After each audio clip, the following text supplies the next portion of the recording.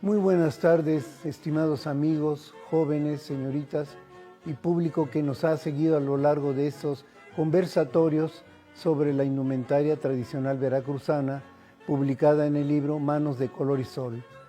Esta tarde tenemos una tarde muy bella, muy calurosa en Jalapa, pero también tenemos una tarde de lujo. ¿Por qué? Porque vamos a darle la bienvenida a uno de los artistas veracruzanos que más ha trabajado para el rescate del huipil, del traje tradicional de Amatlán de los Reyes, el maestro Luis Ángel Sánchez Vargas. Luis Ángel Sánchez Vargas. El maestro tiene una larga trayectoria como auténtico investigador de este traje, ya que su familia fue, al igual que de muchas personas, familia que usó los trajes en la época del siglo XVIII, XIX y el siglo XX. Bienvenido maestro, nos da muchísimo gusto que esté usted aquí y nos da también mucho gusto que converse con nosotros sobre la riqueza excepcional de este huipil, al que llamamos como título de la plática, un huipil excepcional. ¿Qué nos puede usted decir sobre los huipiles que trae? Bueno, en Amatlán de los Reyes existen 4 diferentes huipiles de acuerdo al uso festivo o uso común. Dentro de la variedad de los festivos vamos a observar que está el huipil de fiestas, ya sea de flores o de estrellas, como lo vamos a conocer más adelantito. Y también está el huipil de boda, que está aquí atrás de mí, y el huipil de uso común, que es un huipil característico en color blanco y lleva como ornamentación unas cintas. Estas cintas es al color del gusto de la mujer quien lo porta. Dentro del huipil de fiesta, les mencionaba que encontramos el huipil de estrellas, y este está confeccionado en una tela de origen fabril. En origen, los huipiles eran en telar de cintura, unidos por una ligera randa, que es esta, y en estos lienzos blancos se representaba el mapa estelar, que está simbolizado con los ramilletes de estrellas. Cada parte de este huipil tiene un nombre en náhuatl, porque los indígenas de mi pueblo le daban la concepción de lo que era el universo y lo que era las bondades de nuestra madre tierra. Por ejemplo, en esta parte, la parte del recuadro, le llamaban Atencoxochitl, que significa donde nace la vida o donde florece la vida. Después viene esta parte como serpentina o espiguilla, le llaman Apatzmicatl, que quiere decir bejuquito de agua. Esta parte le llaman Itlacapan, que traduce a alfarda de pirámide. A estos 3 botoncitos se les nombra Mazatle, piña, y el ramillete de estrellas se le nombra Citlalamatl, mapa estelar, o también traduce como papel estrellado. También le bordaban unas rosas de Castilla a las cuales se les nombraba Orizabanxochitl. Perdón que intervenga. El hecho de que este huipil parezca de 3 piezas, en realidad es una sola. En algunos huipiles de Oaxaca son 3 lienzos unidos por randas o cañas, que también les llaman, y en el huipil de Amatlán de los Reyes es muy característico y muy singular el hecho de que sea de una sola pieza. Así es. Entonces las randas dan la idea de que son 3, pero en realidad es una. Es una. ¿Por qué? Porque ya no se trabaja el telar de cintura y ahora lo que se utiliza para la confección del huipil pues es una tela de origen fabril y pues la encontramos ya en varios anchos. Tenemos la otra variedad de huipil de origen festivo, que es el de flores, como el que estamos observando en este momento. Aquí el caso es de que también hubo una temporalidad en que las materias primas se empezaron a escasear y entonces las mujeres bordaban con el material que encontraran. Es por eso que este huipil está bordado en acrilán. En origen, los huipiles bordados estaban confeccionados con hilos de seda de origen chino y también se han encontrado vestigios con huipiles de origen de hilo egipcio. Sobre la mesa está otro huipil igual de flores, pero este sí está bordado en hilo de algodón. La marca que generalmente utilizaban era el hilo ancla, ya desaparecido, y pues ahora trabajamos igual otras marcas para confeccionar estas prendas. No hay que olvidar que el huipil de Amatlán de los Reyes es de los más conocidos en México. Desde el siglo XIX ya aparecen fotografías con huipiles muy anchos, ¿verdad? Así es, maestro. Fíjese que en casa de mi abuela estaba esta fotografía, ya estaba muy maltratada, pero ahora con la tecnología se pudo rescatar y hacer una copia. Y si observamos en la fotografía, el huipil no es una blusa, es muy amplio, manga 3/4, abajo de la rodilla, muy bordado por todos lados, y lo característico de la mujer de Amatlán es que le colocaba un corbatín, que era el distintivo de la posición económica, porque había, como les comentaba, había huipiles muy rudimentarios como el que vamos a conocer en este momento. Este es un huipil de uso común, solamente es el lienzo blanco. Ahora ya se estila utilizar la tela fabril brocada y sobre esta tela fabril brocada colocarle las cintas. En origen eran lienzos de tela en tira, ya era el satín o la tafeta lo que ellas utilizaban para ornamentar esta prenda. Entre los años de finales de 1800 hasta 1920 se hicieron populares las cintas brocadas, y también dentro de la colección del Museo de Antropología e Historia, pues ahí encontramos algunas piezas que tienen este tipo de material. Fíjate que yo he visto en algunos casos de huipiles de blancos de Amatlán de los Reyes y también bordados que llevan cintas europeas, ¿sí?, de Rumanía, de Rusia, de la India incluso, y venían esas cintas bordadas, brocadas, que son muy características de la Europa oriental y usadas en México, ¿verdad? Es una apropiación muy clara del buen gusto también de las indígenas de Amatlán de los Reyes. La ruta comercial establecida entre el puerto de Veracruz y lo que era la Ciudad de México antes marcó mucho a que la mujer de Amatlán utilizara prendas muy finas, como ya lo decía aquí el maestro, sobre todo en la cuestión de materias primas traídas del extranjero.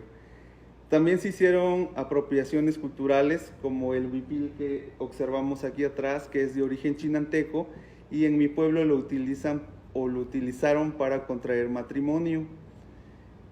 También se adoptó el huipil de la zona mixteca de Oaxaca, y este huipil también es elaborado en telar de cintura y fue usado para uso común. El de blanco sobre blanco. Blanco sobre blanco. Blanco, sí. Sí. Hay ejemplares extraordinarios. Sí, así es.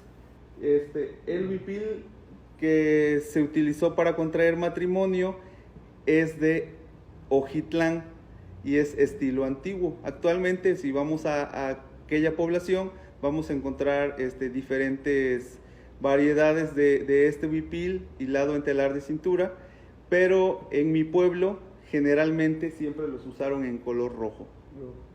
Y se distinguía porque le adaptaron lo que es las cintas para precisamente unir los tres lienzos. Este huipil, como está hecho en telar de cintura, sí está confeccionado a la manera antigua por tres lienzos. Este huipil es de principios de 1900 y con ese contrajo matrimonio mi bisabuela, la señora de la fotografía. Sí, incluso se dice de algunos enredos que no eran blancos, sino para el de boda utilizaban los lienzos de Guatemala. Así es, Los lienzos de Guatemala. Muy extraño, ¿no? Porque son lienzos muy geométricos, muy atiborrados de dibujos, colores que no usaban en los huipiles. Y dice uno, bueno, ¿por qué es esto, no? Qué gusto desarrollaron tan extraordinario de adquirir piezas que no son de la región, que no tienen, no se dan en ese contexto, y sin embargo ellas los adaptaron de tal manera que uno puede ver un huipil de Amatlán de los Reyes con cintas de Europa y lienzos de Guatemala. Realmente una combinación extraordinaria. En la parte de abajo las mujeres de Amatlán utilizaban el enredo, como ya lo ha mencionado el maestro. El enredo era traído de otro pueblito cercano al mío, que se llama Izhuatlán. Este también es elaborado en telar de cintura, y para darle la altura necesaria al tamaño de la mujer, se le añadía un trozo de tela. Corte. Así es. Y entonces este lienzo lo envolvían y lo tablaban para que pudiera quedar pegado al cuerpo. Generalmente hacían 2 tablones al frente de cada costado y por la parte de atrás quedaba liso. Esta enagua era ceñida con un fajín de petate, al cual le nombraban soyate, y el apretador, que se le llama ichpicatl. Ambas prendas eran adquiridas en Tequila, aunque no propiamente eran de esa población. El Mixtla de Altamirano también lo elaboran. Es muy característica este diseño en Mixtla. Aunque para ceñirse cualquier ceñidor es bueno, Sí. Cualquiera. Y ya como joyería, las mujeres de Amatlán de los Reyes utilizaron las soguillas de coral con monedas engarzadas de plata del siglo XVIII y XIX. Aunque también yo, por ejemplo, he conocido soguillas que tienen monedas del siglo XVII y son una exquisitez. El coral también va dependiendo de la posición económica que la mujer tenía, porque el craquelado varía. Hay collares de coral o soguillas de coral con cuentas muy grandes y otras más pequeñas, como el que les estoy mostrando. Los aretes que ellas utilizaban eran hechos en trabajo de filigrana, en formas de lunas unidas, eran 3 lunas unidas, y al final tenían unas pequeñas espaditas que al movimiento pues se jugaban. A se le llama papásole, y tenían como ornamentación 3 piedritas de esmeralda en cada arete. Estos aretes se usaron en casi toda la región mexicana, se llamaban aretes de nido. Algunos tenían un ave que con el movimiento de la cabeza se movía el pajarito y los pendientes que llevaban. Aquí precisamente cerca de Acatlán está Miahuatlán, donde trabajaban el oro. Ya no sé si lo hagan ahora, pero trabajaban el oro con esa característica de lunas, 3 lunas en secuencia y adornadas con pedrería que en realidad eran esmeraldas. Muchas veces eran esmeraldas, eran joyas de gran valor. Y esto a mí me parece, no sé cómo veas tú, a mí me parece que la labor que hacían los varilleros de ir de pueblo en pueblo llevando novedades como listones, como aretes, hilos, agujas, espejos, pues eso ayudó mucho a que en cierta manera encontrar diseños parecidos en huipiles de distintas etnias. Así es. A Amatlán llegaba un señor de nombre Filemón. Él era de origen libanés y precisamente llegaba a vender sus productos.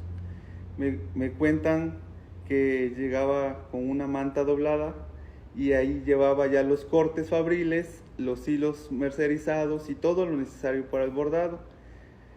Algo muy característico de este señor, que se vio en la necesidad de aprender la lengua materna de Amatlán para que él pudiera ofertar sus productos.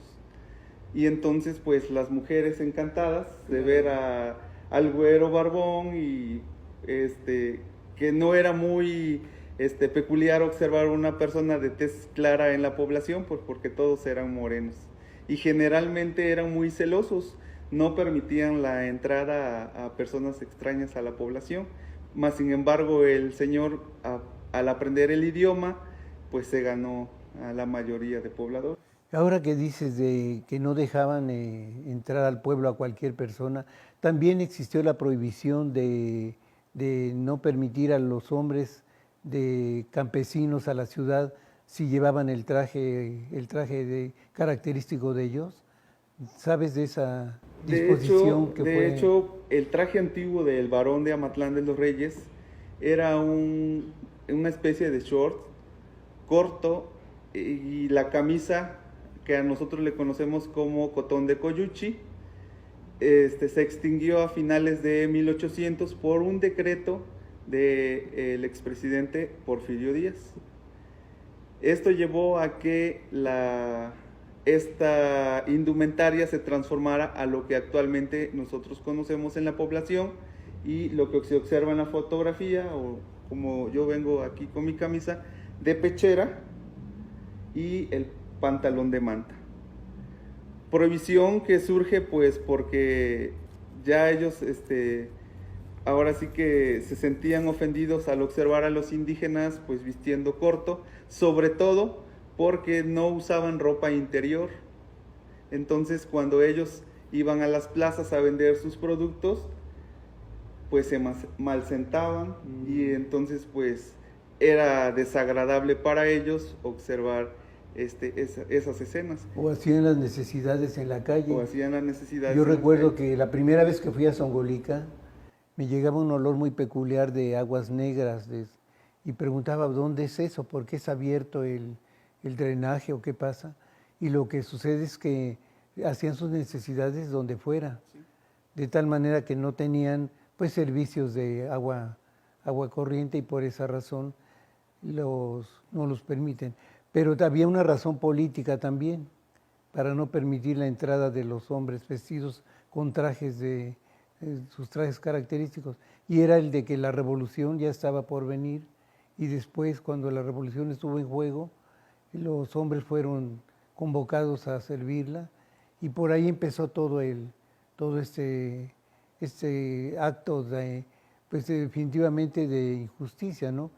Porque lo mismo relatan en Cozoleacaque, doña Callita me comentó, la famosa doña Callita me comentó que su papá, a su papá le prohibían entrar a Cozoleacaque si iba con el traje, que era un traje muy parecido al de la Mixteca oaxaqueña.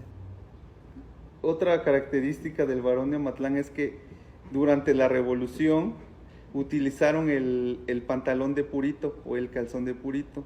Es un pantalón muy pegado al cuerpo, y hay fotografías y se ve muy diferente al que actualmente conocemos. Sí, es importante señalar el hecho de que tanto huipiles como faldas, como trajes de hombre, todos eran tejidos en telar de cintura. ¿Quedó alguna persona con conocimientos de tejido? Desafortunadamente en la cuestión de los telares no, pero por ejemplo se conservan prendas de mediados de 1800, y con esas prendas nosotros hemos sacado la iconografía para que se siga replicando.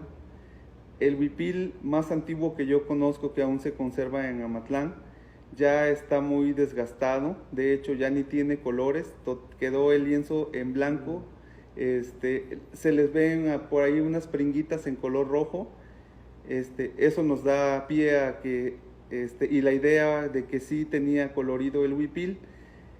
Por la historia de esa prenda, sabemos que fue bordado en 1840.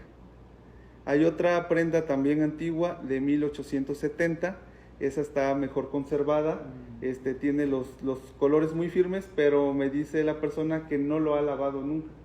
Así lo usaban las tías abuelas cuando iban a misa o iban a alguna fiesta de mayordomía, llegaban, se lo quitaban y lo ponían al sol y así lo guardaban y no tiene ninguna lavada. Es por eso que conserva su colorido original.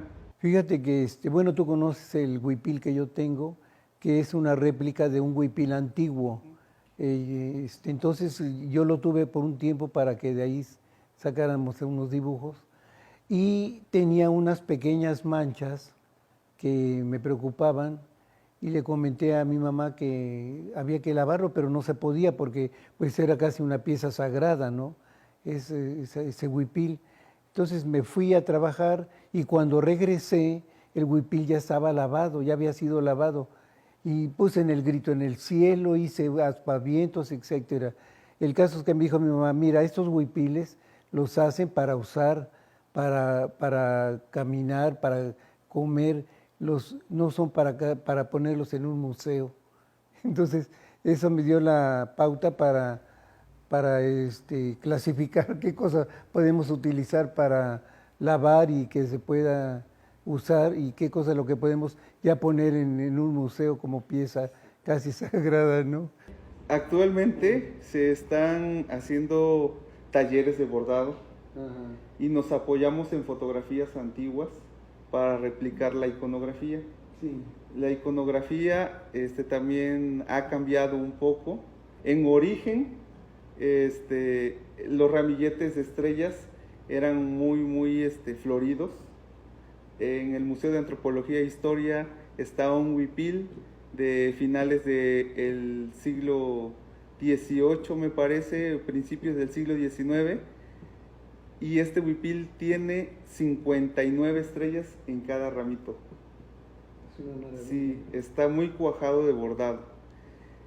Yo creo que se llevaba muchísimo tiempo para confeccionar este tipo de prendas, porque tan solo una como la que observamos aquí atrás, nos llevamos alrededor de 6 a 8 meses y no está tan rico en bordado. Ahora imaginen uno que tiene, sí, que está tremendamente cuajado de bordado, ¿no? Pues yo creo que sí se tarda uno más de un año. Sí, maestro Ángel, ¿y qué intención tiene, qué objetivo tiene reuniendo estas maravillas que no hace cualquiera, no cualquiera se aventura a hacer una colección tan valiosa? Bueno, el objetivo es de que las nuevas generaciones se interesen por seguir preservando los textiles de los pueblos originarios, en este caso el de Amatlán. Cuento con una colección de 22 prendas, de las cuales 8 son antiguas, de principios de este siglo, de 1900, y el objetivo también es que conozcan el patrimonio cultural de mi pueblo. Es por eso que en algunas ocasiones se hacen exposiciones o muestras de ello o pláticas como ahora, para seguir fomentando el que no se pierda. En 1940 el matrimonio Cofdry visita Amatlán y entonces ellos documentan que el huipil ya estaba extinto. Quizás tenían la idea de que iban a encontrar a todos uniformaditos, pero no fue así. Sí había indígenas todavía que usaban la usanza tradicional, pero también ya había personas que vestían de manera fabril. El huipil se extinguió, el uso de este huipil se extinguió en los años 90 del siglo pasado, cuando muere la última mujer que vestía de huipil, y en el 2012 muere el último varón que vestía a la usanza tradicional. Bueno, pues realmente ha sido una plática muy agradable, muy instructiva sobre todo, y yo con todo gusto te presto mi huipil para que lo copies, para que tengas un ejemplar o más hacia tu colección, a un futuro museo, ¿no crees? Así es, maestro. Ese es el objetivo, que en Amatlán se instale un museo del huipil. Qué bueno, da mucho gusto. Pues jóvenes y personas que nos han seguido a través de los conversatorios del IBEC, les invitamos para el siguiente conversatorio, que es sobre la elegancia totonaca.